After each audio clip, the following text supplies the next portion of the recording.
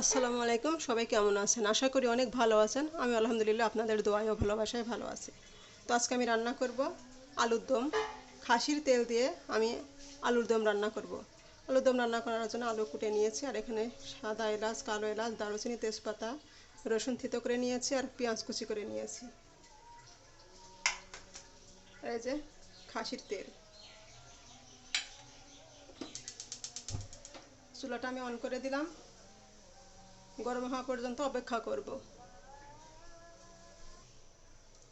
আমার কড়াইটা গরম হয়ে গেছে, এবার দিয়ে দিব সরিষার তেল। তেল একটু কমই দেব, কারণ এটা তো চর্বি দিয়ে রান্না হচ্ছে, তেল অতটা লাগবে না। দিয়ে দিলাম গোটা গরম মশলা, থেতো করা রসুন, কুচনো পেঁয়াজ।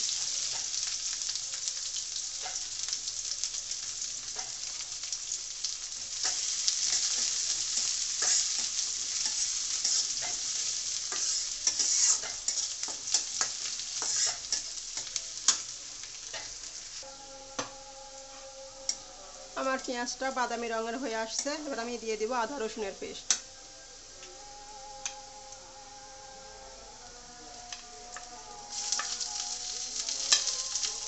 আদা রসুনের পেস্ট দিয়ে দিলাম।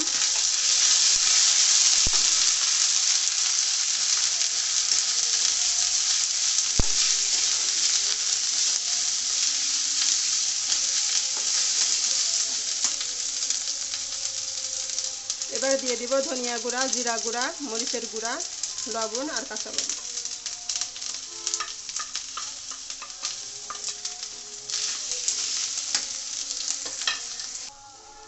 কষানোর জন্য দিয়ে দিলাম সামান্য পানি, মশলাটা যাতে পুড়ে না যায়।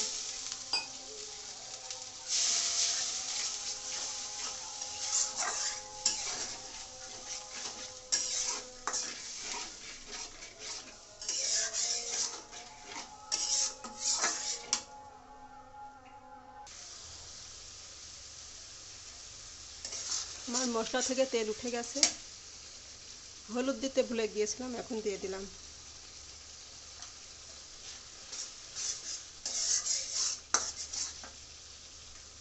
আমি দিয়ে দিব চর্বিগুলা।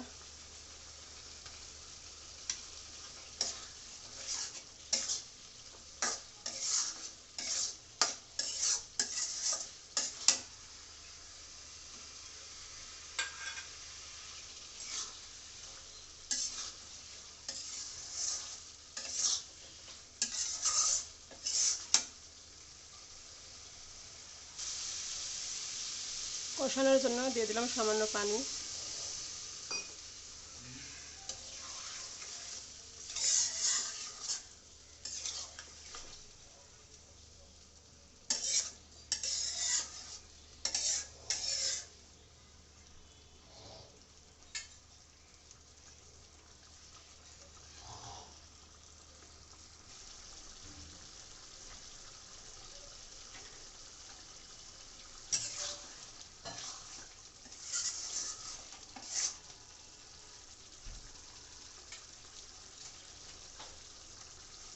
আপনারা কি করবেন?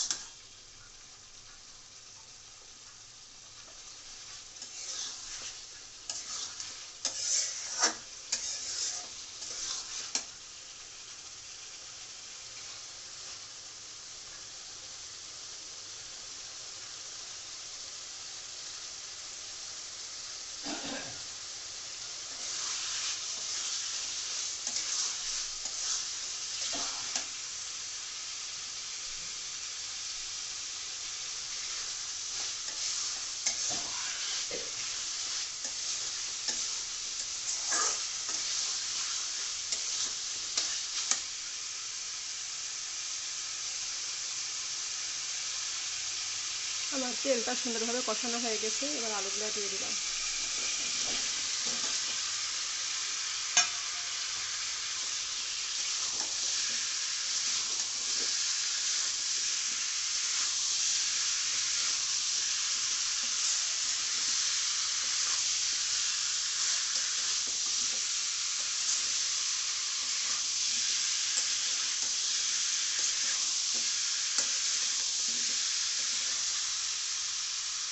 কষানোর জন্য দিয়ে দিলাম একটু পানি।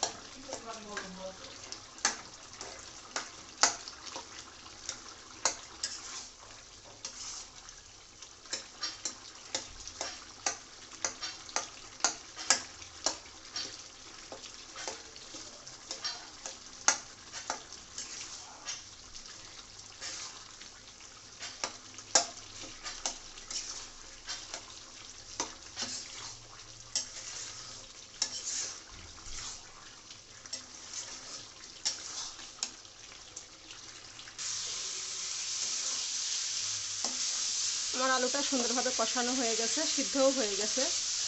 দেখতে তো পেলেন, আমি খুন্তির সাহায্যে একটু ভেঙে দিলাম, কারণ ভেঙে দিলে খেতে ভালো লাগবে, এই জন্যই। এবার আমি দিয়ে দিলাম ঝোলের জন্য পানি।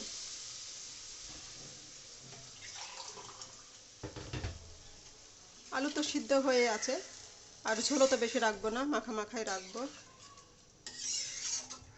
আর একটু পানি লাগবে, কারণ আলু তো ঘন হয়ে যাবে, আলুর তরকারি তাড়াতাড়ি ঘন হয়ে যায়।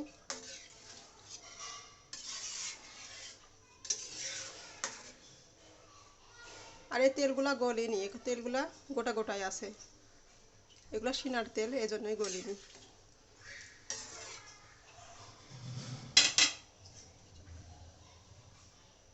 ঢাকনা দিয়ে ঢেকে দিলাম, ঝোলটা শুকায় আসলে নামাই নেব।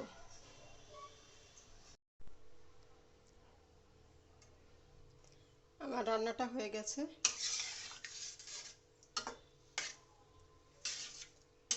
অনেকটা ঘন হয়ে আসছে, ঠান্ডা হলে আরও ঘন হয়ে যাবে।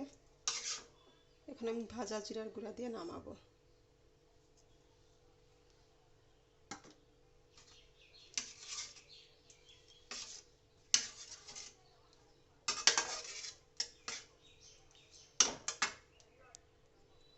এই হলো আমার খাসির চর্বি দিয়ে আলুর দম। ভিডিও ভালো লাগলে লাইক কমেন্ট শেয়ার করে পাশে থাকবেন, আর সাবস্ক্রাইব করে দিবেন। অন্য কোনো নতুন ভিডিও নিয়ে আপনাদের সামনে আবার হাজির হব।